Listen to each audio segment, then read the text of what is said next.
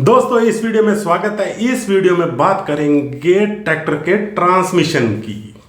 जो सबसे महत्वपूर्ण पार्ट होता है ट्रैक्टर के इंजन से पावर लेके जो हमारी खींचने की ताकत बनाता है, पीटीओ बनाता है या लिफ्ट में कन्वर्ट करता है। किसी ट्रैक्टर में इंजन से ही लिफ्ट की ताकत को यूज किया जाता है।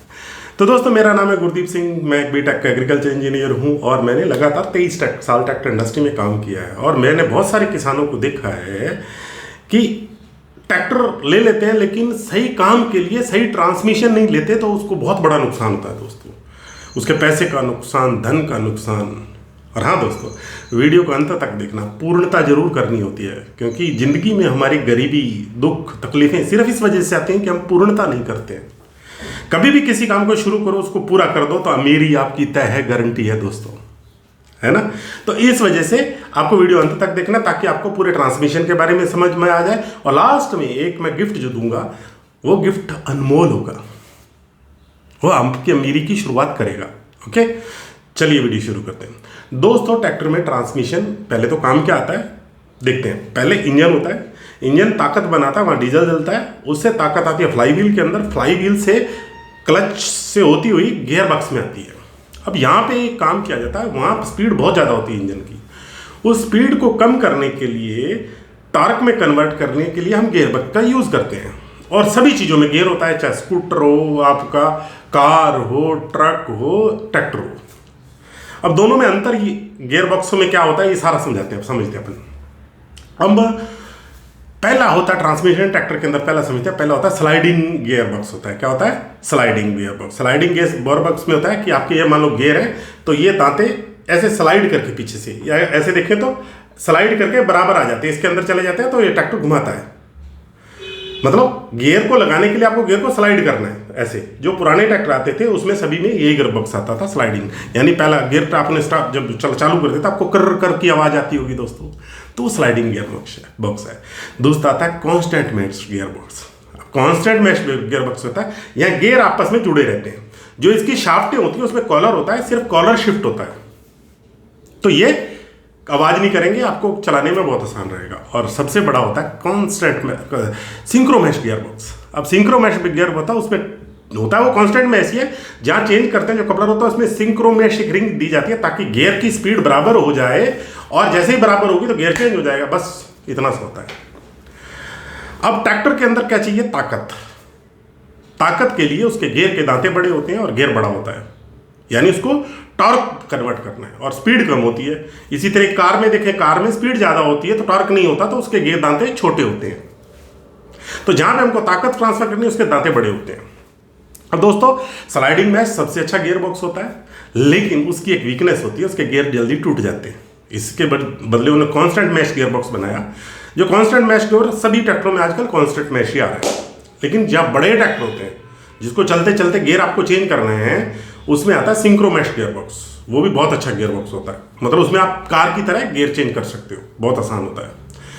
अब दोस्तों सबसे बड़ी बात है, ट्रैक्टर चलता है 1 किलोमीटर की स्पीड से 30 किलोमीटर की स्पीड तक, और रिवर्स, ये इतनी स्पीड्स होती हैं।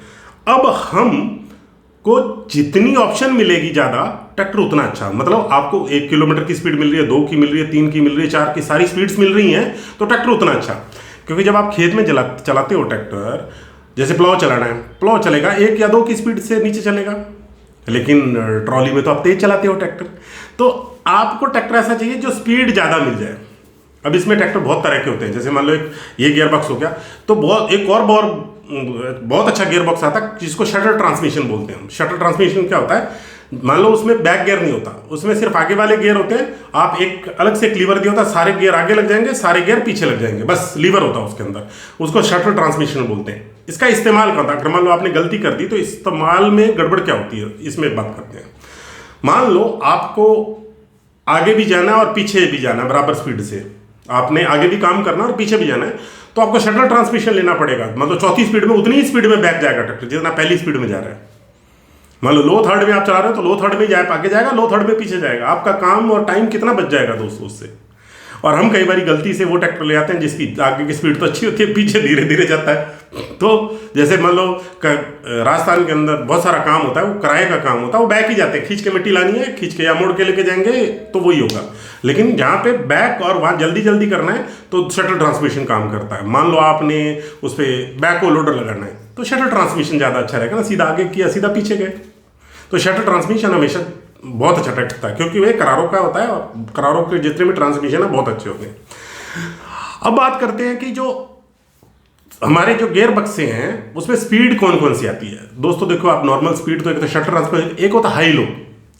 मान लो आपको 4 स्पीड, एक रिवर्स लो में मिल गया, और 4 स्पीड एक लो आपको रिवर्स में मिल गया, हाई में मिल गया। अब मान ये तो आपको कितनी 4 और 2 8 स्पीड मिल गई। लेकिन आजकल क्या आ रहा है, एबीसी गियर बॉक्स आ रहा है। क्या हो रहा है, एबीसी, लो हाई के बीच में एक और गियर बॉक्स है, एक और लीवर जगह दी गई है जहां पे उसकी मिडिल स्पीड होती है। तो आपको कितनी स्पीड मिलेंगी, 4 और रिवर्स, यानी 12 + 3 की स्पीड मिलेंगी उसके अंदर। लेकिन कुछ ट्रैक्टर ऐसे भी हैं एबीसी प्लस शटल ट्रांसमिशन, बीच में एक और गियर दिया हुआ है चौथा, जिसको पावर और स्पीड दोनों से जोड़ा जाता है। ये बहुत सारे ट्रैक्टरों में ये भी आता है, आप चेक करेंगे तो आपको ये भी मिलेगा। तो आपको यहाँ पे बहुत सारी स्पीड मिलती है। आपको इंप्लीमेंट कौन से गियर में चलाना है, ये सबसे इंपॉर्टेंट होता है, और ये हमारी डीजल की बचत करता है। अब हमारी जिंदगी में होता क्या है, हम जाते हैं, हम पहले ट्रैक्टर का पूरा नॉलेज नहीं लेते और हम जाके ट्रैक्टर ले आते हैं। फिर ट्रैक्टर लेने के बाद हमें पता चलता है साला ये तो काम ही नहीं कर रहा। मान लो जितनी ज़्यादा स्पीड रहेंगी, आप ट्रैक्टर को कंबाइन पे भी चढ़ा सकते हो, आप कहीं पे भी काम कर सकते हो। जितनी ज़्यादा स्पीड रहेंगी, जितनी ज़्यादा स्पीड है उसका फायदा होता है दोस्तों, क्योंकि पहले आपको मान लो 2 गियर मिल रहे हैं प्लाव के अंदर। मान लो आप लो 2 में लो 3rd में चला रहे हो तो 2 ही स्पीड मिली ना आपको। अगर आपको सही प्लाव नहीं चल रहा है कि बीच की और स्पीड मिले, ताकि इधर से भी ताकत भी आ जाए और स्पीड भी नॉर्मल हो जाए, तो आपकी डीजल एवरेज अच्छी हो जाएगी। तो ये सारे तरीके होते हैं, आपको डीजल कैसे ज़्यादा से ज़्यादा बचाना है और काम आपको अच्छे से करना है। दोनों चीज़ें साथ में होती हैं। ट्रैक्टर का डीजल इंजन नहीं बचाता, बाकी बहुत सारी चीज़ें होती हैं बचाती हैं। टायरों की हवा बचाती है, अब चला कैसे रहे वो बचाता है। टायरों की हवा छोड़ दो, आपको लिफ्ट का सही हाइड्रोलिक, जैसे पीछे हमने प्रमोद भाव का वीडियो बनाया था वहाँ पे, तो वो पोजीशन लीवर से ही चला रहे थे, ड्राफ्ट लीवर का यूज़ ही नहीं कर रहे थे, तो वहाँ नुकसान हो रहा था उनको। तो इस तरीके से आपको पूरे तरीके से ट्रैक्टर को पहले समझना है, और जो ट्रैक्टर है वो आपने लेना है या लिया हुआ है, पहले उसकी स्पीड्स को समझ लीजिए, कौन सी कितनी स्पीड है, कौन सा इंप्लीमेंट कितनी स्पीड में चलता है। जब आप पूरी स्पीड को समझ लेंगे तो आप इतने अच्छे तरीके से पैसे बचा पाएंगे जिसका कोई अंत नहीं दोस्तों, है ना। तो ये तो था पूरा का पूरा आपका ट्रैक्टर के ऊपर। हाँ, अगर इसको डिटेल वीडियो चाहते हो, एक एक गियर पर बनाना, एक एक गियर बॉक्स कैसा होता है, कैसा दिखता है, आप मेरे को कमेंट करेंगे, मैं उस पर भी जाके खोल के आपको बताऊंगा कि ये ऐसा होता है, ये ऐसा होता है, ये ऐसा होता है, दिखने में भी ऐसा होता है। तो ये था, और अब आ गई बारी गिफ्ट की। तो दोस्तों, अगर आपने अमीर होना चाहते हो आप, तो अमीरी आएगी कहां से। आज आपको एक चीज करनी है। लक्ष्मी माता एक बात कहती हैं कि मैं आपके पास आती तो हूं, आती है, अगर उसको हमने सही रास्ता नहीं दिखाया तो वो कहीं और चली जाती है, जिस हमको पता भी नहीं चलता। मोस्टली आप लोग देखेंगे, आपको लगता है यार पैसा तो रुकता नहीं है आपके पास, ये सबसे बड़ी गड़बड़ है सभी। पैसा आता है, कहाँ चला जाता है पता नहीं, खर्च हो जाता है, बचते नहीं है पैसे, बहुत बुरी हालत है। तो आपको करना क्या है, आपको एक डायरी लेनी है, आपको उसमें एक एक रुपए का हिसाब रखना है, खर्च लिखना है। क्योंकि जैसे ही आपका माइंड पैसे को देखना और लिखना स्टार्ट कर देगा तो आपका वहां पे फोकस चला गया। तो एक इस यूनिवर्स की एक कहावत है, इस ब्रह्मांड की कहावत है, जहां पे फोकस जाएगा वो चीज बढ़ जाती है ना। आप जैसे देखो, आप लग रहा है मैं बीमार हो रहा हूँ, तो आपकी बीमारी बढ़ जाती है। आप लोग पैसा ज्यादा आ रहा है, पैसा ज्यादा आना स्टार्ट हो जाता है। तो ये क्यों होता है, ये हमारा फोकस वहां पे चला जाता है। तो जैसे ही आप लिखोगे, लिखना चालू करोगे, तो आपका फोकस पैसे पे चला गया। आप एक एक रुपए का हिसाब लिख रहे हो, आपको पता चल जाएगा। अब हिसाब करने के बाद एक सबसे बड़ी बात है दोस्तों, आपने दसवंध निकालना है, यानी अपनी इस कमाई का 10वां हिस्सा निकालना है। उस परमात्मा के साथ जब आपने हिस्सेदारी डाल ली ना, तो अमीर होने से आपको कोई नहीं रोक सकता है। अब ये दसवंध कैसे निकालना है, इसके ऊपर बात करते हैं। दसवंध का मतलब कमाई का 10वां हिस्सा निकालना। जैसे मान लो आपने 1 लाख रुपए कमाया और आपने 10,000 निकाल दिए, ऐसे निकालना है ना? नहीं, ऐसे नहीं निकालना है। 1 लाख कमाया आपका खर्चा हो गया 95,000 रुपये। कितना? 95,000 रुपये। आपके पास नेट 5,000 रुपये बचे।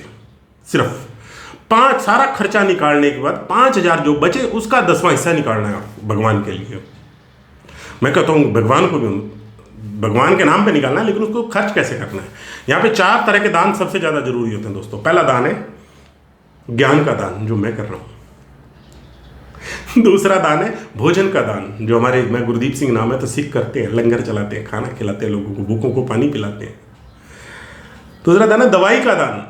आपने अगर मान लो पैसा निकाला है तो आपने हॉस्पिटल जाना है, जाके वहां पे किसी को भी दवाई लेके दो।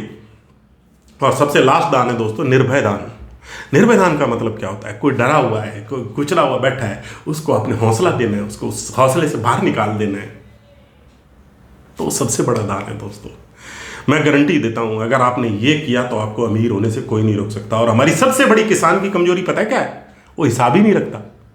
1 रुपए का हिसाब नहीं, बस मेहनत करे जाएगा, पता नहीं पैसा कहां से आ रहा है, कहां को जा रहा है, ये पता ही नहीं है किसी को। लेकिन जिस दिन आपने 1-1 रुपए का हिसाब रखना चालू कर दिया और पूरी तरह से हिसाब रखा, आपको भगवान की सारी ताकतें मदद करने लग जाएंगी और आप बड़े बन जाओगे। है ना दोस्तों? कीजिएगा। इसी के साथ जय हिंद, जय भारत दोस्तों। मैं दुआ करता हूं भगवान आपको सारी खुशियां दे, आपको धनवान बनाए, आप सुखी रहे। गॉड ब्लेस यू दोस्तों। जय हिंद, जय भारत।